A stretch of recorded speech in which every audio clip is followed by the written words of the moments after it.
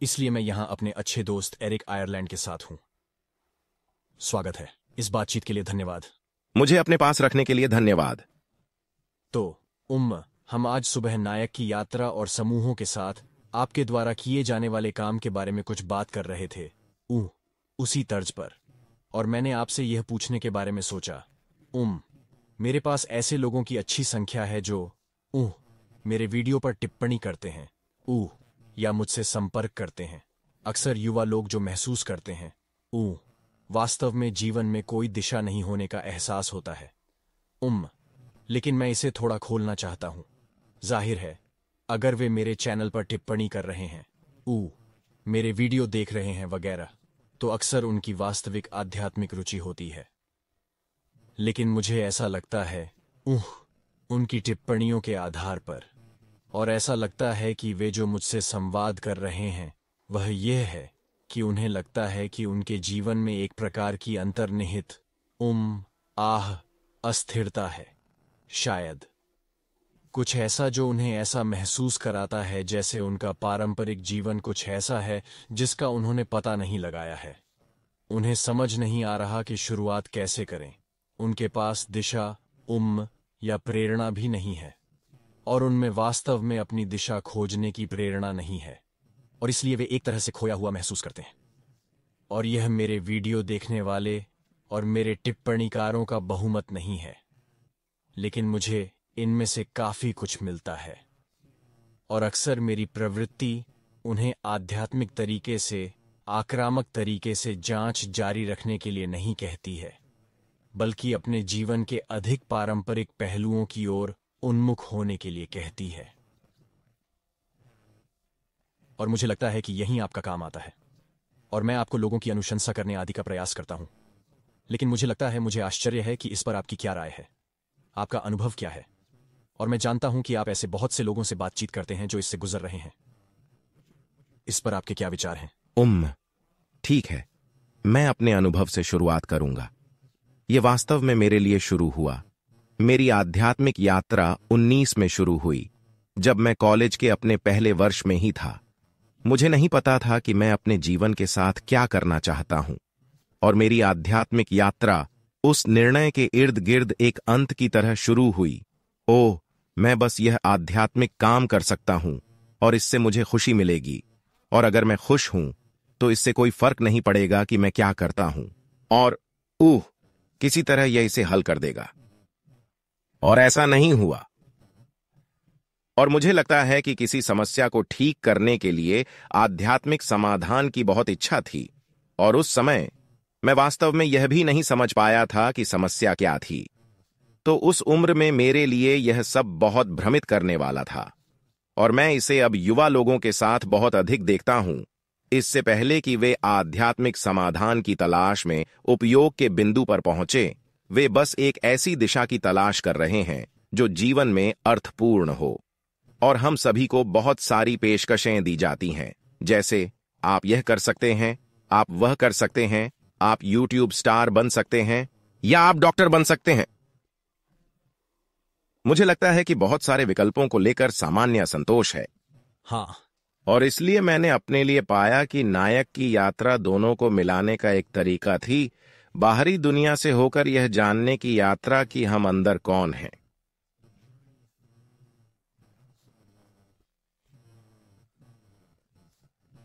और मैंने इसे गलत तरीके से या अयोग्य तरीके से 30 साल तक किया, इससे पहले कि मुझे वास्तव में इसका पूरा एहसास हो कि इसमें क्या शामिल है।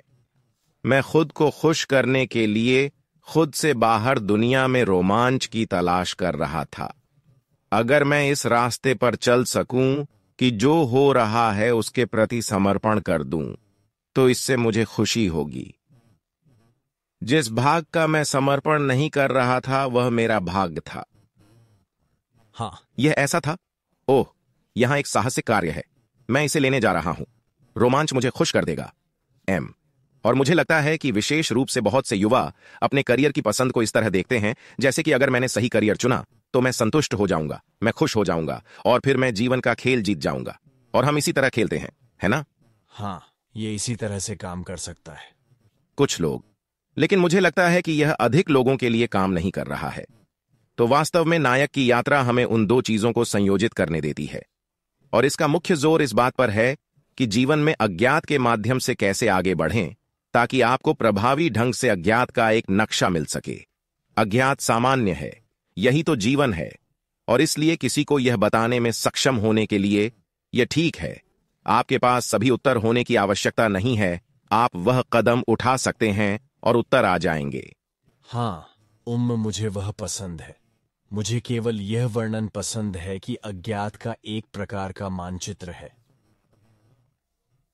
मेरा मतलब है, उदाहरण के लिए मैं इसे अंतर्ज्ञान कह सकता हूं। मैं इसे वास्तव में रहस्य से प्रेम करना, अज्ञात से वास्तव में प्रेम करना सीखना भी कह सकता हूं।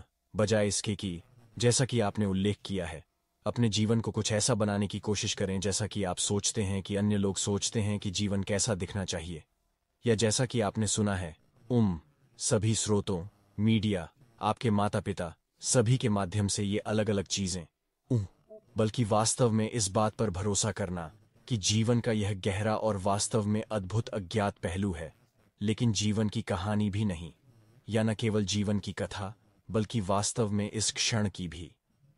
और मुझे यही लगता है कि यह भविष्य की ओर कदम है, सफलता की ओर कदम है, रचनात्मकता की ओर कदम है। यह सब कुछ है। वास्तव में वे वास्तव में यही हैं, वे हमेशा यहीं रहते हैं, जैसे कि आपके मन में कोई भविष्य नहीं है। आप इस वर्तमान क्षण की गहराई में जाते हैं और फिर आश्चर्यजनक चीजें घटित होने लगती हैं। तो इसका कुछ हिस्सा वास्तव में उपस्थिति की समझ से संबंधित है, स्वयं उपस्थिति की प्रकृति, जो अंतरंग इस रहस्य या इस अज्ञात के साथ बहुत जुड़ी हुई है। और मेरे लिए मुझे खुश करने के तरीके के रूप में नायक की यात्रा को अपनाने, अपनी तरह के गैर पारंपरिक तरीके से सफलता पाने के बीच यही वास्तविक अंतर था। मैं एक अभिनेता बनने के लिए स्कूल गया था, और यह ऐसा करियर नहीं है जिसे ज्यादातर लोग सफल होने के लिए चुनते हैं, और इसलिए यह एक बाहरी करियर है, ठीक है। और तब मुझे वास्तव में नहीं पता था कि यह काम कैसे करना है। इसके बाद मेरे पास ये सभी नौकरियां थीं, और मैं बस पीछा कर रहा था। और मैंने ऐसा लगभग 30 वर्षों तक किया। इससे पहले मुझे एहसास हुआ कि जो हिस्सा गायब था वह उपस्थिति, वह सचेतन हिस्सा था।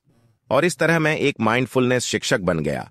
मुझे माइंडफुलनेस में अपना प्रमाणन मिला, और फिर यह सब एक साथ आया, और मैंने देखा कि मूल रूप से मेरे पास यह है, जिस तरह से मैं नायक की यात्रा को सिखाता हूं, वह चीज है जिसे मैं मिथकों का माइंड रीसेट कहता हूं, जहां हम मन को अपनी दासता या इस चीज से दूर रख सकते हैं जो लगातार हम हैं। ऐसा लग रहा है कि मुझे समझ नहीं आ रहा कि मेरे अंदर क्या हो रहा है।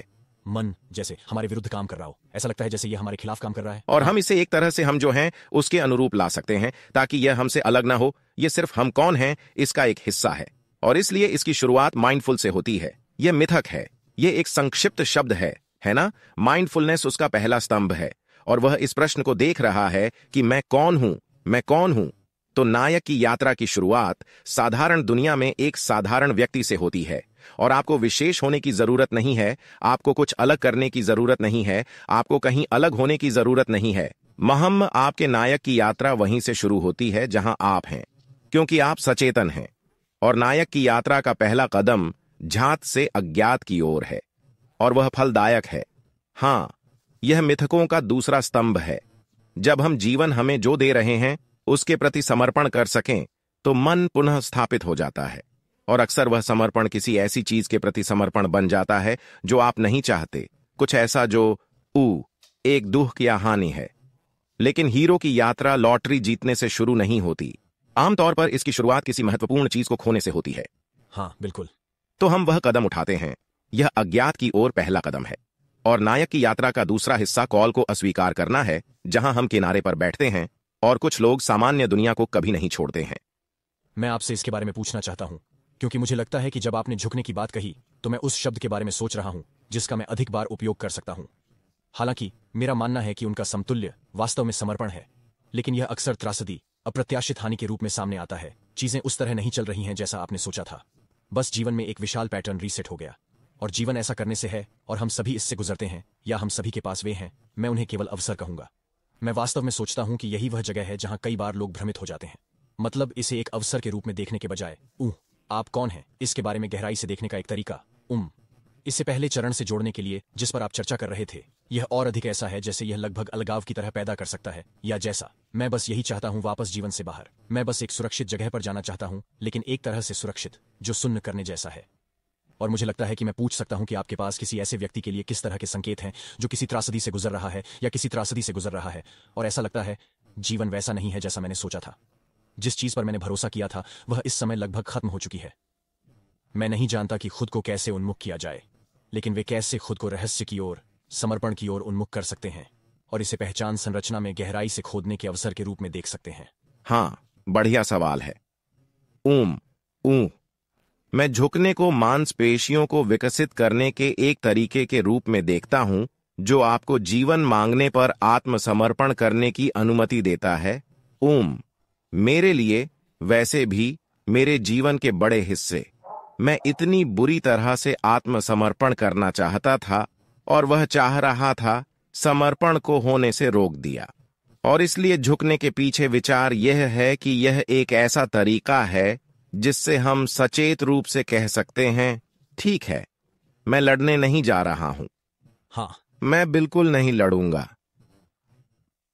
और फिर जैसे ही हम वह आदत विकसित करते हैं, लगभग न लड़ने और स्वीकार करने की, हमें इसे चाहने की जरूरत नहीं है, हमें इसे पसंद करने की जरूरत नहीं है, बस इसे स्वीकार करना है। और समर्पण इसे स्वीकार करने और पहला कदम उठाने का एक तरीका है, क्योंकि जिस प्रतिरोध के बारे में आप बात कर रहे हैं वह अलगाव, सामान्य दुनिया में बने रहने का हमारा प्रयास है। और साधारण संसार साधारण नहीं रहता, यह आरामदायक नहीं रहेगा, लेकिन हम बस इस विचार से चिपके रहते हैं कि यह आरामदायक हुआ करता था। मैं इसे फिर से चाहता हूं। मैं अतीत में वापस कैसे जाऊं? मैं इस चीज को कैसे न बदलूं? और इसलिए चूंकि हम उस स्थान से चिपके हुए हैं, हम कॉल को अस्वीकार कर रहे हैं। और यही ज्ञान है। प्रागैतिहासिक प्राचीन काल से नायक की यात्रा, सबसे पुराना मिथक, सारे मिथक इसमें समाहित हैं। और यह बारबी मूवी है। यह दुनिया की सबसे बड़ी फिल्म है। यह हमारे चारों ओर है। हम यह कहानी चाहते हैं। यह आदर्श है। हाँ, यही वह जगह है जहां उपज आती है। यह एक तरीका है कि आप मांसपेशियों के निर्माण की ओर बढ़ सकते हैं। जब जीवन आपसे समर्पण करने को कहे तो आप ऐसा कर सकते हैं। मुझे इससे प्यार है। मुझे यह पसंद है। सामान्य महम में वापस जाने की कोशिश करने के बजाय असाधारण में प्रवेश करने के लिए तैयार रहें। हाँ, और बस इतना ही है ना? यह वस्तुतः आपकी कॉल है।